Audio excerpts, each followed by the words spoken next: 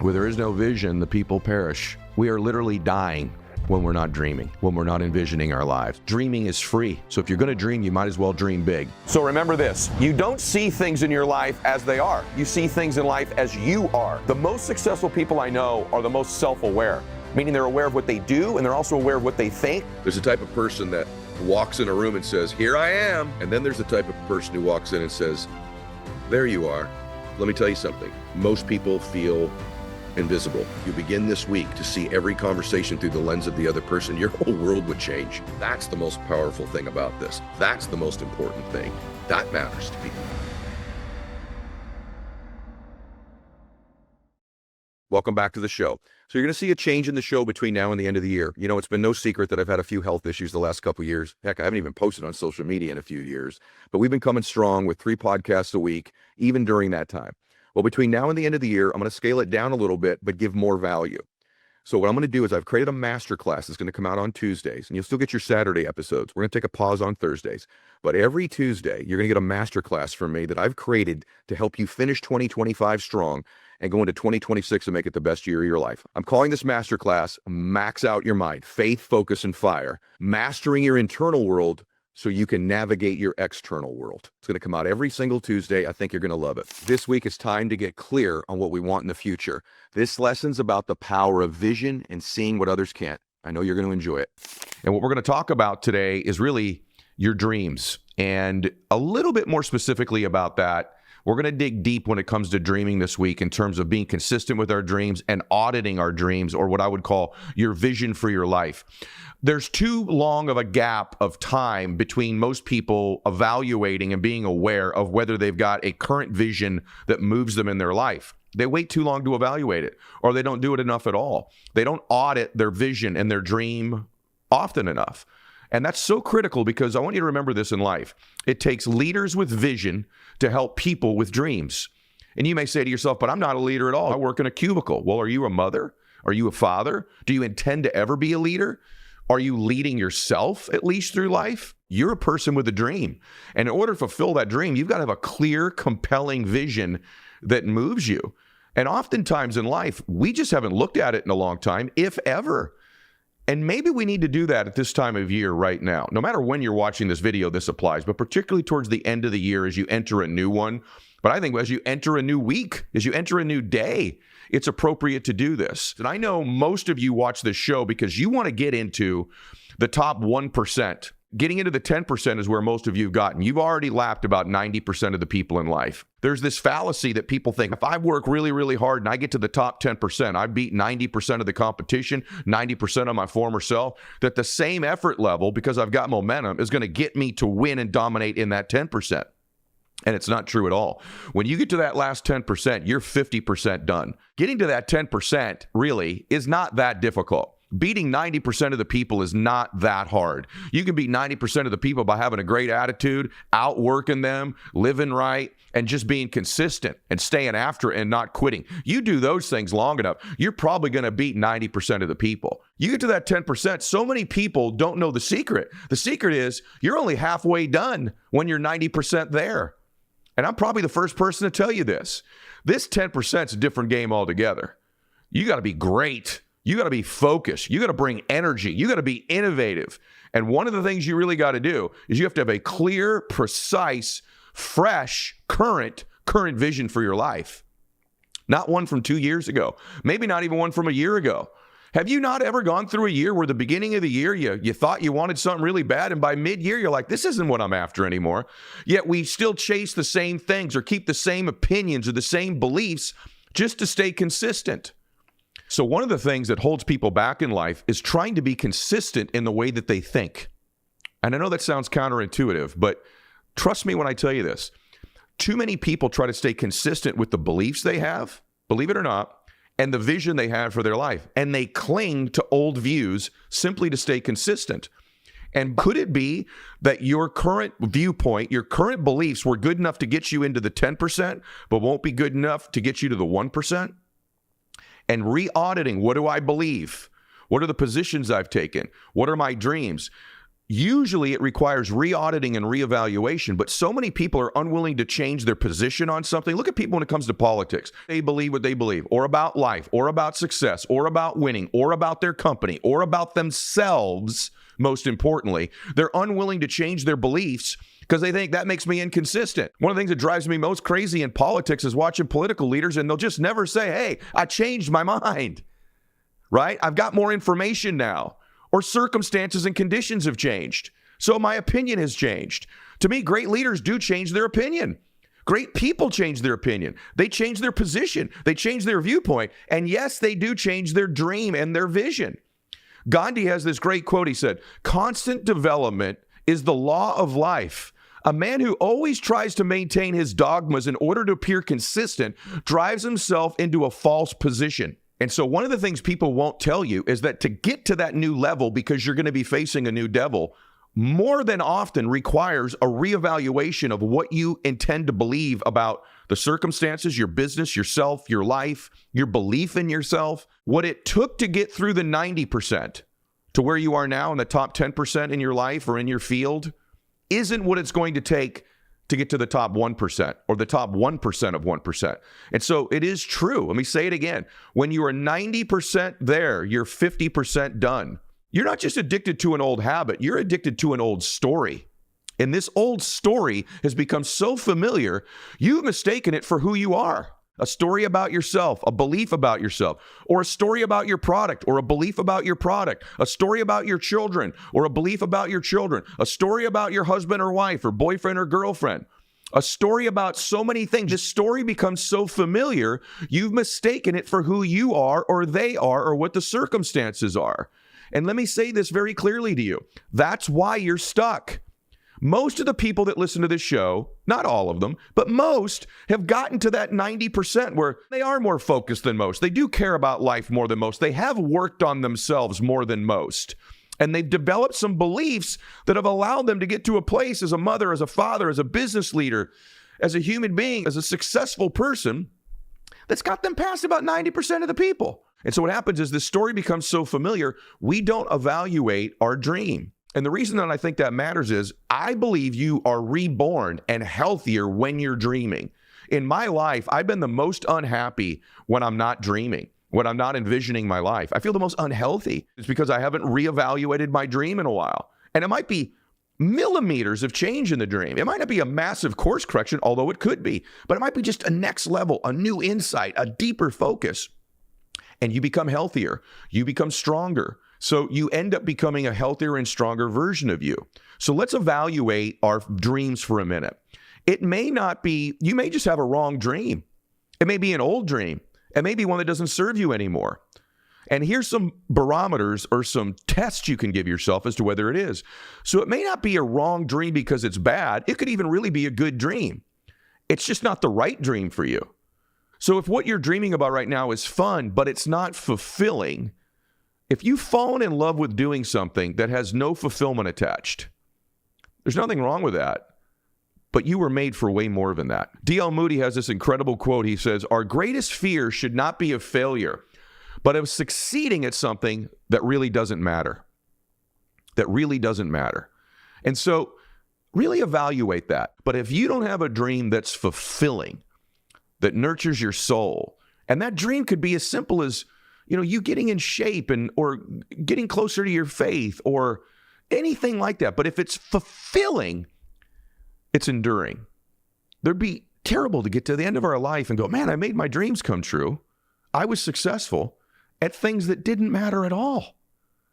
As opposed to getting to the end of our life and, man, I was successful at things that mattered. And so my challenge to you is to evaluate your dream. Is it an old dream? Is it an old story? And when I say dream, I think people always think, well, that's my goals. You got lots of dreams. You got dreams of how you just want to feel. Is it really just giving money to a charity that you believe in? Or is the dream more like, how would I feel if I could do that? And if that's true, should we not be more focused maybe potentially in our lives, or at least equally focused on how we want to feel? What I've found out in my life is I love having things I want to achieve. I got to tell you, I wish I had been more focused along the way on what I wanted to feel, because I have a feeling that, a hallucination rather, that if you could feel those things, the material part of it would be easier to get. Would be interesting if you could work on and focus on having the feeling. Would it be easier to get that thing and that person and that body? So I just want to challenge your thinking this week. Is what you're looking for in your life more minutes or more moments? Does every single minute count? Or is it the moments of your life? Is it the dreams? Is it the memories that you want in your life? And I can tell you how I think you get most things in life. I was just talking about this with the great John Maxwell. He said, Ed, who do you know that I should know? And I thought to myself, what a powerful question. Maybe the most important business question or life question you could ask somebody. In my book, The Power of One More, I talk about how you're one decision away from changing your life, but I also say you're one new relationship, one new contact, one new hire. You're one person away from completely changing your life. And as I've looked back at the last 50 years of my life, I can tell you that almost all of the answers, almost all of the next levels, almost all of the key things in my life, the beautiful things in my life, have come from other people. Other people. People matter, things don't. And so this year, I want you starting to think, who do I know that they should know? And who do they know that I should know? And begin to have more of that in this community and in the people that you meet. Your answers are there. Now, most people don't take action, right? So he gives me this referral. We land the airplane. I call the place. I said, hey, here's my stuffs and the scans, et cetera, et cetera. They're like, we got a 6-month wait list. I'm like, that's not how I roll. The long story short, is I'm this next Wednesday going to have that procedure done 10 days after the introduction. So not only is the who do you know that I should know important, but following up right away. So many people get referrals and they wait forever. In life, your next level is going to come from someone else. And by the way, it might be the client, it might be a referral, it might be a hire, it might be a recruit. So you're one person away from changing your life, one introduction away from changing your life. It is the catalyst for change in life is almost always other people. Other people give you information. Other people give you a new thought. Other people give you energy. Other people give you love. They give you belief. They give you their introductions. They give you their wisdom. They give you everything. So who do you know that I should know? And here's B. What do you know that I should know? And if you can have those questions running in the background all the time in your life, you're going to be positioned to change because it's going to be a who or a what at some point. And so this year, don't have the same old conversations and the same old thoughts. Who at this lunch you're about to go to knows someone you should know? And start thinking in terms of that and just do this. I think other people are the key. I believe people matter, things don't. Having said that, if there's going to be nice things and you want them, you should go get them. I have them, and I'm glad I do. But they've never fulfilled me. They have made me happy temporarily. There's a big difference between happiness and fulfillment. I want both. If you can have both in life, get both. But if I had to pick between one or the other, I'd take fulfillment all day long because it's enduring. And when I get to the end of my life, I want a fulfilling life. I believe fulfillment, happiness is almost certain. But I don't know that just when you do things that bring you happiness that you get fulfilled. And so most of the things we want in our life are by updating our vision, updating our dream, getting clear on what that is, and at the same time, realizing how to get it. Other people are the key to bringing us these dreams that we need to be regularly auditing. Oh, and warning, as you begin to dream, here's what the adversary is going to try to do. Sow doubt into you. Maybe you just think your mind's playing tricks on you. Here's what the big mistake about dreaming is. You think you have to have it all figured out in order to dream, don't you? You think you have to have it all figured out before you do it. Every single step. I mean, if I don't know what I'm going to do in step 19, I can't really start. Well, that's just ridiculous. And by the way, you also can't ask advice on this stuff from other people. Think about Henry Ford when he started Ford Motor Company. You know what would have happened if he would have asked the public, hey, what do you guys want right now? You know what they would have said? A faster horse. That's what they'd have told him, a faster horse. What if he was going to wait till he knew everything he needed to do? Think about that for a second. What if he waited? Who's going to fix all these cars? There's no repair shops because there's no damn cars. Where are we going to get all the tires from? Right? Where are we going to get all the gas stations? Where are we going to get fuel? What are we going to do when there's an EPA and they want to work on emissions control? Someday they want to do electric cars and not burn fossil fuels. If he'd have thought through all of that stuff, he'd have never got started. You can't possibly think through every step. That's a dumb excuse not to start. Stop it. Stop doing that. What happens is you know to get going and there's momentum and you got to have faith that when you get into the next room and the next level and there's a new devil, you'll find your way through that room. Because in every room you step into, there's a way out. And the winners in life are willing to step into the unknown. All you're doing is trying to dream. You got to drive through the smoke. You can't know every step. There's all these things that your mind is trying to play tricks on you to get you to believe that you have to know everything to get started. That's a bunch of crap. So you don't need to know every single step. You just need to dream and you need to get started. And those of you that are like, Ed, I got all that. I'm already rolling, man. I'm already 19 steps down the road. I got it. What's the next level for you? What's the next vision and dream? Have you updated it lately? See, that top 10% and the 1%, which I am a part of, blessed to be, I can tell you, we ain't made it. I don't walk around thinking like I've made it. I don't feel that way at all. I want to go to the next level. I want to help more people. I want to grow. I'm addicted to the expansion of my being. I want to meet the next best version of me. I want to know who I'm capable of becoming, right? So many of you that are listening to part of the podcast, you're like, hey, man, this stuff about driving through this, I already drove through the smoke. Okay, once? What, 5 times? What's the next level for you? Too many of us keep patting ourselves on the back for previous dreams achieved. That stuff's in the past. What are you doing now? Nothing drives me more crazy than when I sit down with somebody and they want to talk and talk and talk about what they've achieved. I can tell you this, the greatest winners in life have almost an inability to do it because they don't feel like they've made it. They don't feel like they've achieved. They tell you what they're focused on now, where they're going in the future.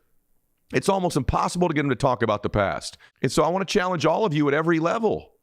Get a new vision. Get a bigger dream. Step up. You're not tired. You're just unfocused. You're not fatigued. The dream doesn't fulfill you. I think one of the direct lines that you can connect between people that are successful and fulfilled is their ability to step into the not known. Their faith. I'm going to step into a place I'm not familiar with, and I'm going to figure this out when I get there. You got to stay focused on where you're going, not the wall. And that is true this year as well in your life. You've got to stay focused on where you're going, on the race ahead, not the wall of your life. There's going to be a wall the entire time, and that wall is trying to get you to look at it so that you'll subconsciously begin to move off your game, move off your vision, move off your dream, and into the wall and crash. Most people in life don't win because of the smoke or the wall. Not because they weren't capable, not because it wasn't there for them to take. And a lot of them quit right before they're about to make it. They don't wait around to make the withdrawal because it didn't happen quick enough for them. It didn't happen when they thought. I could tell you this, my experience is it's going to be harder than you think and take longer than you think. And third, it'll be more worth it than you think. I can promise you that. So with all of that, let me give you 3 steps that can help the vision become more real. Number 1, write it down. Number 2, you have to attach a standard to that goal. You must attach a standard to that goal. And most times in life, we do not get our goals, we get our standards. And you definitely won't get your goals. They are just wishes if you don't have standards for them. So once you've written that goal down, the thing that you must attach to it is the standard that will deliver it for you. 200 grams of protein a day. Make sure my caloric intake is 10 times my body weight. And I'm going to do red light therapy 5 days a week. Let's just assume that. Those are the standards. If I deliver on those standards, I've dramatically increased the probability of getting the goal. You following me now? By the way, as I teach this to you, 90% of the people will not do it. And that's why beating 90% of the people is so easy in life, because they just won't do the things they're taught. They don't take immediate massive action. They're going to get around to it. They find some hybrid watered down way to do it, but they don't do what they're taught to do. And so that's why winning is not really that difficult to get to the top 10%. Now remember, once you're in that 10%, you are only 50% done. That's a dogfight. But this part here, most people won't do. But you will, right? So 90%, here we go. Write them down with specificity, no vanilla goals. And then third, it's got to be tied to an emotion. The level of emotion tied to a story is what drives that story. And so the emotion part is absolutely mandatory. And typically, the emotions is attaching it to someone you love. Who? Who are you doing this for? Who are you doing it for? Picture their face. Because most people won't quit on people that they love. You won't quit on your kids if you're doing it for them. You won't quit on your God if you're doing it for God. Maybe you're doing it for you, and write that down. Maybe you're doing it to honor somebody in your family who's passed away. Maybe you're doing it in someone in your life who's alive right now, and you want to make them proud of you. And I could tell you, adding this massive why to this new dream you've got with specificity and writing it down and having a standard, we have now dramatically increased the probability of this dream becoming a reality in our life. And remember this vision that you have requires some time. And so what I would encourage you to do is to find an hour or two of quiet, of alone. Usually when you ask somebody to dream, do you know the first thing they'll do if I said, please dream? You know what they do? They close their eyes. Why is that? Why is it that they close their eyes? And why is most dreaming done when we sleep? Because it's the time in our life with the least amount of noise and distraction. You've reduced what I call sensory acuity. When you close your eyes, you're not seeing the stimulus around you. When you're asleep, you're not seeing and hearing and thinking things, responding to emails or texts. When you can get to a quiet place or take a walk or get alone and have some solitude, I believe the answers come. I believe most of the great things in life are done in silence. There's a beauty to silence. And so many of us, we're just so noisy around us. The kids, work, emails, texts, social media, politics, the friends getting back to. We just never get quiet. And when you get quiet, you can listen to your spirit. You can listen to your heart. In my overall opinion, in general, God speaks to our hearts. And the adversary, the devil, whatever you believe in, speaks in our mind. They attack our thoughts. And we begin to believe the things we think. And when we can get alone, our heart opens. Our spirit opens. To me, the Holy Spirit enters. The emptying of the mind, the quieting of the mind, slowing down the distraction or eliminating the distraction of the mind and allowing the heart to enter. Believe it or not, when I do a lot of my goal planning, I literally just put my hand over my heart and I breathe. I focus on my breathing. I try to connect to my heart. I find most of the answers I want are there. And most of the dreams that have purpose come to me that way. And for the record, there's nothing wrong with dreaming about material things. If it's your dominant dream, though, you'll have an empty, hollow life that won't be fulfilling. But there's nothing wrong to want a nicer home or a safer car, or be able to do things for your parents or your church or your charities that you believe in is noble and wonderful. There's nothing wrong with that at all. In fact, it should be celebrated. But if it's the dominant dream, it'll be empty. We don't want to get to the end of our lives and have become successful at something that doesn't matter. We want our lives to matter. And if you could choose between having a life that matters with no material possessions, but it mattered, and a life with a bunch of material possessions with nothing that mattered, I know you would choose the one that mattered. The good news is you don't have to choose. You can have both. But for so many people, they choose this other path. Get quiet. I'm really sure that when you get quiet, put your hand over your heart, control your breathing, and eliminate distractions, what will occur to you is not a Lambo. It'll be something far more profound. And it's okay that we add the Lambo to the list, as I've told you. And so remember this, where there is no vision, the people perish. We are literally dying when we're not dreaming, when we're not envisioning our lives, when we're not looking forward. Dreaming is free. It's the freest thing you could do. So if you're going to dream, you might as well dream big. And I would just challenge you to try this word on for size, this phrase that a lot of people have taken the last few years. What's your God-sized dream? What's your God-sized dream? At the end of your life, this is something that you've concluded only God and I can partner on to get done. I'm not good enough on my own. And that's probably the dream you should be pursuing. And it's okay to reevaluate it. It's okay that it's not the one your parents gave you. It's okay that it's not the one you had when you were 18 or 22. It's okay if it's not the one you had 3 weeks ago. It's okay to change your thinking. It's okay to reevaluate. It's okay to audit. And I just want to remind you of something. You were born to do something great with your life. We're born to do something great with your life. And you know it. Maybe nobody else has seen it in a long time, but you know it. When you were a little boy or a little girl, was there anyone who made you feel special? Like they would just look at you and you just felt special. Did you have that person? When they would just look at you, you would just feel precious. You felt special. Most of you have had one of those people in your life. And if you haven't had that person, just want you to know God has always loved you like that. But most of you also have a human who's looked at you and loved you like that. And you know how you felt. And they're probably the only person who's ever made you feel that way. And you can't even quite explain it, right? It was just a look. It was just a feeling. It was really the Spirit touching you. That's what it was. I just want to tell you something about them. By the way, if you can, picture their face just for a second. If you're driving, picture their face. If you're on the treadmill, if you're in your living room right now, or you're with your kids. By the way, are you that person for your kids? Do you look at them that way? I hope so. But just picture the face of that person just for a second. Okay, you got them? I want to tell you something about them. They were right. They were right about you. They were right.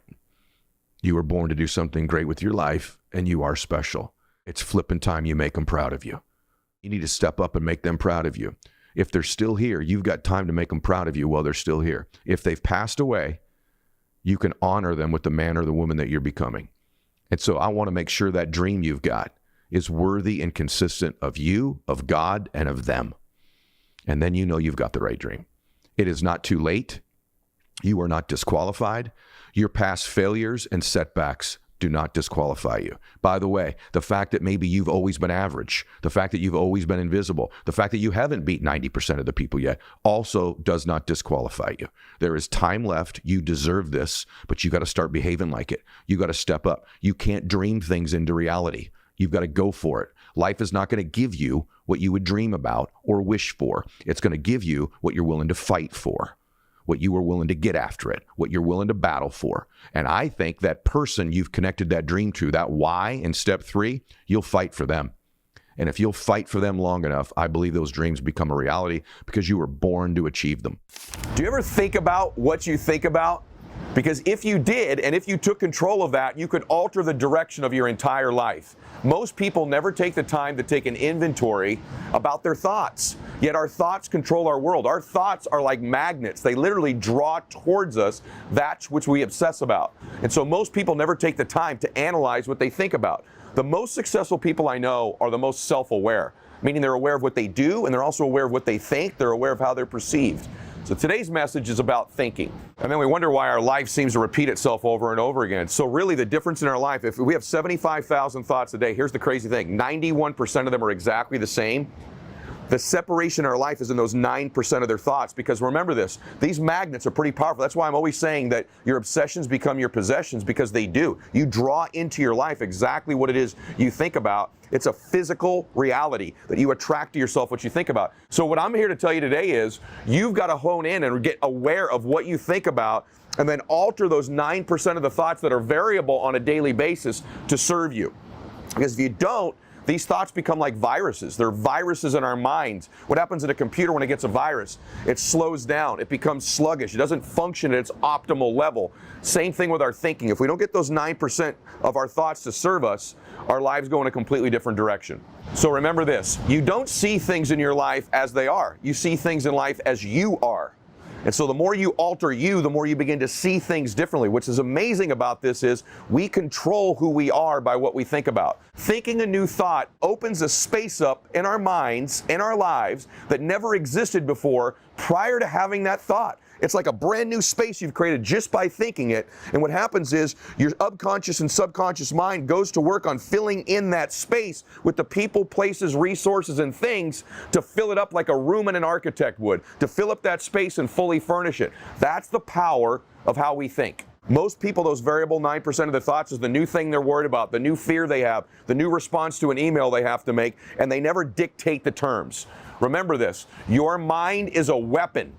And you got to be able to use it and pick that weapon up and control it. Most people are out of control with their mind, and that's where most people make the mistakes in their life. So today I want you to begin with first taking an inventory of the thoughts you have that don't serve you. And I want you to write them down, and I want you to eliminate them. Step 1, write down the thoughts that don't serve you and eliminate them. How do I eliminate them? By replacement. You eliminate them with replacement by thinking a new thought. It's as simple as saying, what thought would I need to have that would serve me to get this goal or dream or vision that I have? And get that thought, write it down, repeat it over and over and over and over again. Because there's a part of our brain called the reticular activating system. And it's the filter that we see the entire world through. The reticular activating system is the filter through which you see the entire world. It's powerful. And so that's why it filters out all the things in your life that aren't important to you. so that you can be sane. You don't feel the blood rushing through your left ear. You're not conscious of your breathing. A million stimulus would hit you. If you couldn't filter things out, you'd go crazy. This allows you to only filter into your consciousness what is most important to you. And what's most important to you is what you think about all the time. And it creates a filter. So what if you could program your mind that the blue Hondas of your life are your goals, your dreams, and your visions? And the way we do that is repeated thinking, looking at our goals, visualizing them, seeing them over and over again. So let me give you a couple tips to do that. Number one, your smartphone you check about 400 times a day. 400. The most important thing you could do is on your screensaver, program the thoughts that would serve you, the goals that would serve you. That gives you 400 triggers a day. Every time you pick up this phone, you're looking at your blue Hondas. You're looking at what's most important to you. And what happens is when you put that down, the RAS begins unconsciously to help filter into your existence the people, the places, the conversations, the things that will help you materialize that space you've created with the thought. It fills it with the furniture of your life, the furniture, the people, places, and things. So the second thing is to program your phone with your goals and dreams. That's 400 triggers a day to begin to alter those 9% of your thoughts. That's my challenge to you. This is the power of what we think about. It's the most misunderstood thing in the world. It's literally taking control of your thoughts and pointing it at your life and your goals and your dreams as a weapon to magnetize towards you what you want. So my challenge to you is, number one, get control and be aware of the thoughts that don't serve you and eliminate them by replacement with the thoughts that do serve you. These thoughts are the things that you want in your life. We do that by repetitious thinking, and we do that by programming them in our phone, having some sort of vision board up in our lives. You can put your goals on your mirror in your bathroom, but you've always heard these things before, but you've never understood why they work. It works because it reprograms that filter in your mind to begin to find those things in your life. If you don't take control of them and you think you're just going to work your way into it, you will work yet another year, another month, another decade, and that life's going to look an awful lot the same because we become what we think about. And if we don't alter those 9%, our life ends up looking exactly the same. So my challenge to you is to program your RAS,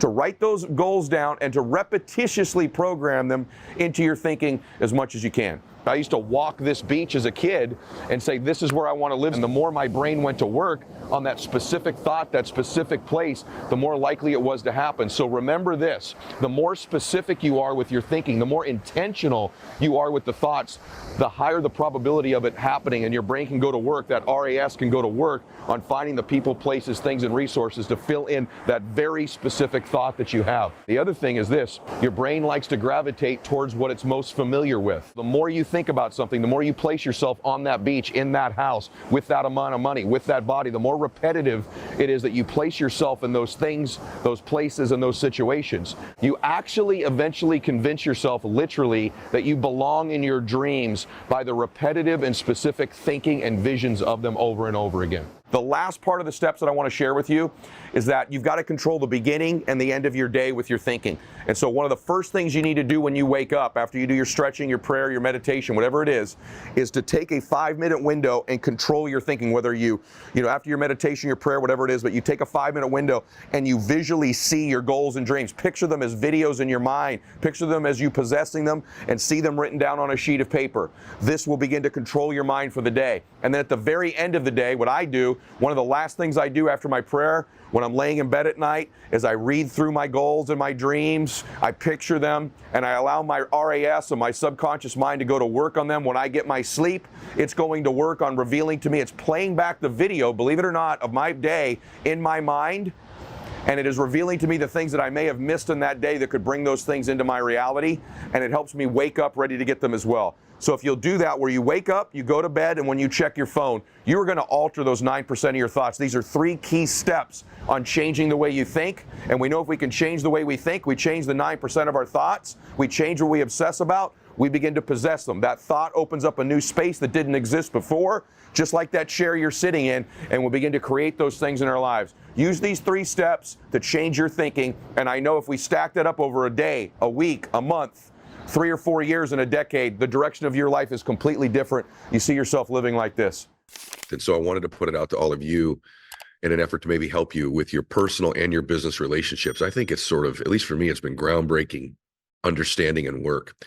And so first, let me tell you how I stumbled upon this level of understanding and this work, the concept.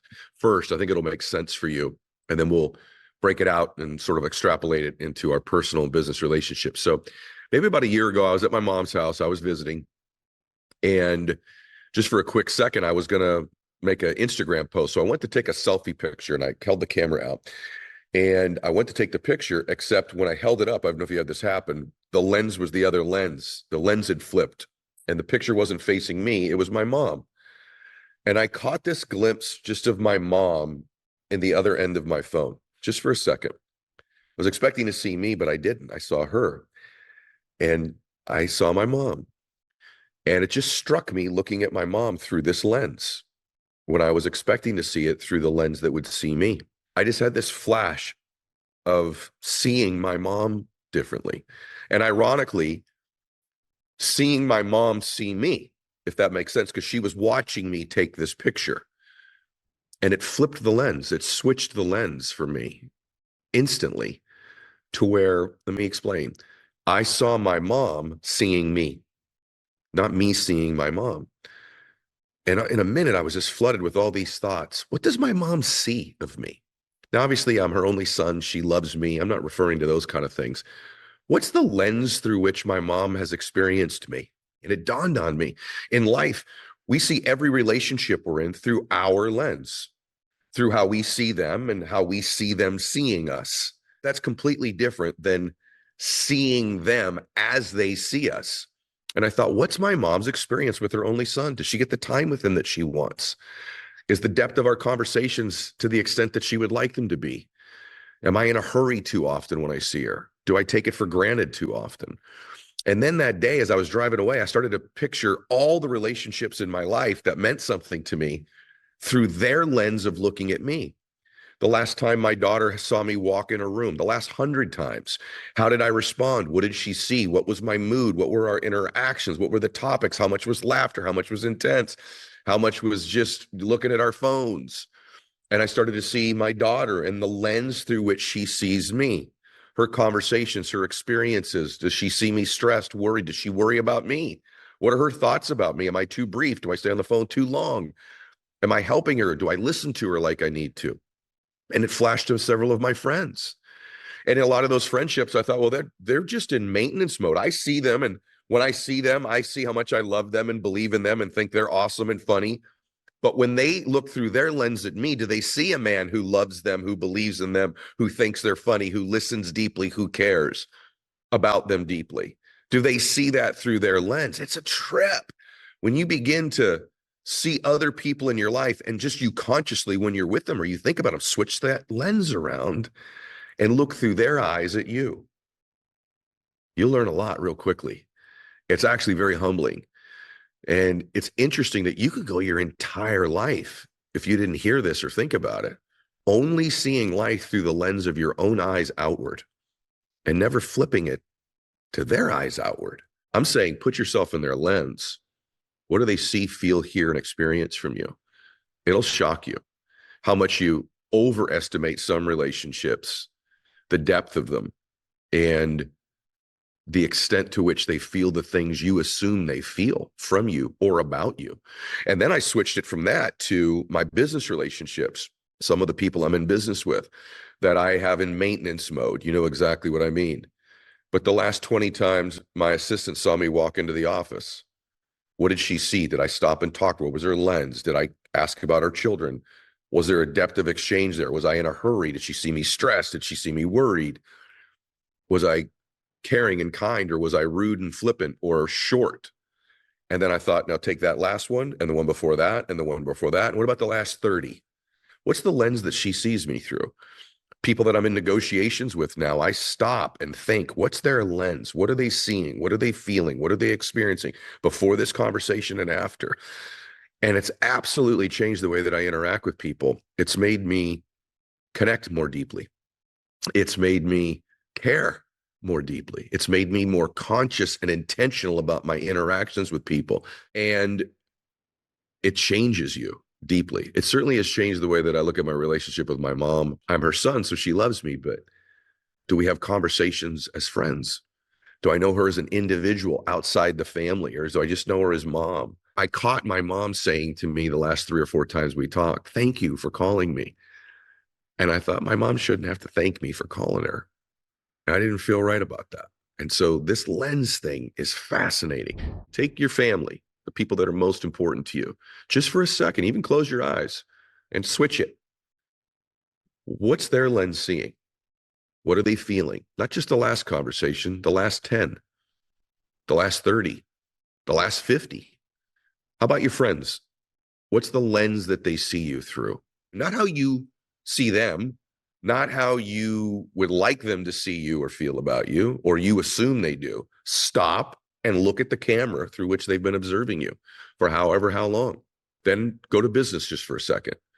The people that you work with or you're negotiating with, clients of yours. This is huge for those of you that are in sales, which almost every business in the world is sales of some type. And so it changes everything when you use this concept. And I want you to begin to use it. And then flip it all the way over to how strangers see you. Or when you meet someone new. Hi, I'm Ed Mylett, or hi, I'm Sarah. Whatever the interactions when you meet people, what are they seeing? Not what do you see? What are they seeing? Here's the other cool thing about it. It calms you down. There's not a lot of pressure on you to say or do all the right things. You're actually an observer of your life now. You're observing not just from your perspective, though. The other thing I found is my depth of connection with people that I otherwise may not connect with, that may disagree with me about economics or politics or whatever. I see them differently because I'm seeing me through them, not just how I look at them individually. So I hope you can take this concept and really extrapolate it. You'll be much more conscious of how you're making people feel. You'll also be much more conscious of other people's feelings. You're going to be a far better persuader. You're going to be far better at marketing. Take marketing for a minute. What if you just flip the switch right now, all of you in marketing, whether it's internet marketing or in-person marketing or print marketing, and right now you switch the lens and ask yourself, what are they seeing from me? What's their lens of my email, of my funnel, or whatever it might be?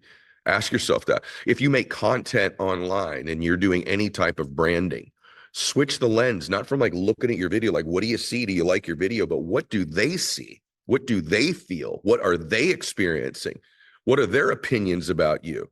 Your trustworthiness level, your credibility level, your knowledge level, right? Your entertainment level, your connection to them. And not enough people, most people just push content out through their own lens, through their own camera, through what they see, not ever really thinking about what the person is experiencing from their perspective when they interact with you. The biggest thing you're going to notice is you have a dramatic misperception, overestimation of what they're seeing and feeling because you only see it through your lens. And by the way, your lens is affected every day by what you're going through. Your stress level, your worries, your concerns, your thoughts, your energy, your diet, your nutrition, your sleep, right? Your hydration, all of it affects the lens you see things through. There could be the same exact situation that you see very differently 2 different days. One day you're in a peak state, focus, things are going good, you got momentum and you're in flow, you're in the zone. You see something through that lens. 6 weeks later, the exact same event could happen and you're tired, frustrated, angry, worried, dealing with a mountain of problems, and that impacts your lens. And the biggest thing overall that you're going to figure out when you begin to do this is that perception is reality. And whatever lens it is they're seeing things through is true to them. And the one you see it through for you probably isn't true for them. It's just true for you based on the filter of your life that day. And so all of this stuff with these lenses is filtered through current experience. It's also filtered through repetition. If the last time I saw you, you walked right by me and were dismissive of me, I'm less apt to connect with you the next time you try. If the last time you were there to persuade and sell me, I felt pushed and pressured, the next time you walk in for the follow-up visit, I'm much more on guard and skeptical, and you have a much bigger hurdle to get through to earn my trust back than you did before the first time. So this is a really healthy tool for you. It's going to change almost everything in your life. I've been really excited. I've been writing about it, and it's altered every relationship I've got. And it's even altered how I interact with a flight attendant on an airplane or a server in a restaurant. I've always really thought I was good at this. And maybe I have been better than most at it. I'm not really good at that many things, but I do think I make a pretty good connection when I meet people. I don't have lots of talents or skills, but one of them's been that. But even at that, I think I overestimated it until I started this. And then I thought, wow, this isn't exactly the way I thought it was. If I were them, I would see X, Y, or Z. And so really spend some time in contemplation about this. You don't have to be with that person to do it. Just evaluate these relationships, your children, your parents, your siblings. What type of a brother or sister are you? You know, one of the main things with family, you really take them for granted. We really just assume, well, they're my family. I see them at Christmas. I see them at holidays. You know, we're good. We'll get around to really being good. And the truth is that's not fair. Just because there's the same blood running through your veins doesn't mean that they don't deserve the same level of effort, communication, repetition, caring that you give other people. Oftentimes, these are the people that get cheated the most because we feel like we've got extra deposits in the bank simply because we're family. And we don't even give them the same level of attention, concern, caring, grace that we might extend to a stranger or someone we're trying to do business with. And so it'll affect you. You know, one thing I want to add about this too is that you need to use this with the right intention. You know, the wrong person grabs a hold of work like this and they begin to use it to manipulate or to do harm because now they're wearing a mask. This needs to come from a place of true sincerity. Like any work, it can be used for good or for ill. And, you know, a lot of people that frankly take advantage of people are excellent at this already. They know exactly how to see it. But what they're doing is they're wearing a mask. They're wearing a mask that is persuasive and manipulative towards people. Now, I happen to believe that you can't transfer to somebody sincerely that which you're not really experiencing. And so usually intuition will tell you when someone's doing this, but I want to be really clear. You have to have great intent. If there's one thing I've talked the most about over the last 2 or 3 years that I learned from Wayne Dyer, it's the power of intention. And I think more than anything, you have to have an intention to serve, an intention to give, an intention to heal, an intention to be kind towards others. And if you don't, I think at some point, even you using this methodology and this technology that I'm talking about here, if you're using it to do harm, if you're doing it to persuade somebody to buy something they don't need or can't afford, or you're doing it to manipulate, I just want you to know that eventually that lens will come back to hurt you. And so please use this with the right intention. I'm talking about coming from a very sincere place of really, I believe it's true love, true kindness, true humility is to see less of yourself and more of them. You know, there's 2 types of people in life that would use what I'm talking about. There's a type of person that walks in a room and says, here I am. And then there's a type of person who walks in and says, there you are. And that person from their lens feels seen, feels heard, feels loved, cared about, valued. That's the most powerful thing about this. That's the most important thing. So many people through their lens feel invisible, feel like nobody sees them, feels like they're just a pawn in the game, that they're not valued, that they're not worth something, that they don't count. And the most important thing you can do when someone's looking at you through their lens is they feel sincerely, I'm cared about, I matter, I'm important, I'm valuable. That matters to people. I'm not invisible. I'm not worthless. I'm not small.